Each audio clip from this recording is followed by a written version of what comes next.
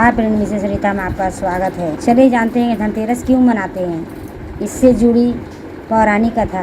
कार्तिक मास की कृष्ण त्रयोदशी को धनतेरस कहते हैं। यह दीपावली के आने से पूर्व सूचना देता है कि इस दिन नए बर्तन खरीदना शुभ माना जाता है। धनतेरस के दिन मृत्यु के देवता यमराज भगवान धनवंतरी का पूजा का महत्व है।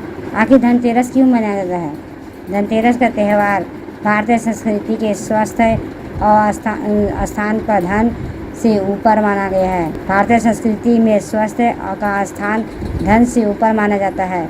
यह कहावत आज भी प्रचलित है कि पहला सुख निरोगी काया, दूजा सुख घर में माया। इसलिए दीपावली से पहले ही धनतेरस का महत्व दिया जाता है, जो भारतीय संस्कृति के हिसाब से बिल्कुल अनुकूल है।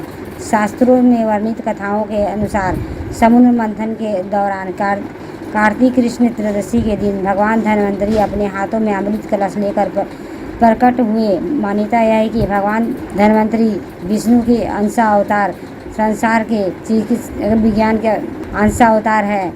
इसलिए भगवान विष्णु धनवंतरी ने अवतार लिया था। भगवान धनवंतरी के प्रकट के बाद उपलक्ष्य में धनतेरस का त्यौहार मनाया जाता है। धनतेरस दिन क्या करें? धनतेरस के दिन अपने सामर्थ्य के अनुसार किसी की भी रूप में चांदी व अन्य धातु को खरीदना अति शुभ है। धन संपत्ति की प्राप्ति हेतु कुबेर देवता के लिए घर में पूजा स्थल पर दीप दान और मृत्यु के देवता यमराज के लिए मुख्य द्वार पर दीप दान करें। धनतेरस की पौराणिक कथा। धनतेरस से जुड़ी कथा। कार्तिक कृष्ण त्रयोदशी के दिन देवताओं के कार्य में बाधा डालने के कारण भगवान विष्णु असुरों के गुरु शुक्राचार्य की एक आंख फोड़ दी थी। कथा के अनुसार देवताओं को राजा बलि के भय से मुक्ति दिलाने के लिए भगवान विष्णु के वामन अवतार लिया था। राजा बलि यज्ञ स्थल पर पहुंच गए। शुक्राचार्य के वामन रूप में भी भगवान विष्णु को पहचान लिया था। राजा बलि के आग्रह किया कि वामन कुछ भी मांगे तो उसे इनकार कर देना। वामन साक्षात भगवान विष्णु हैं, जो देवताओं को सहायता के लिए तुमसे सब कुछ छीनने आए हैं।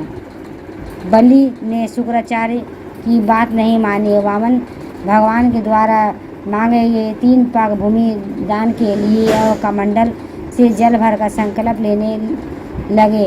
बलि को दान करने से रोकने के लिए शुक्राचार्य राजा बलि के कमंडल में लघु के रूप में धारण करके प्रवेश कर गए। इससे कमंडल का जल निकलने का मार्ग बंद हो गया। वामन भगवान शुक्राचार्य की चाल को समझ गए। भगवान वामन अपने हाथों में रखे हुए कुशा को कमंडल में ऐसे रखा कि शुक्राचार्य की एक आंख फूट गई।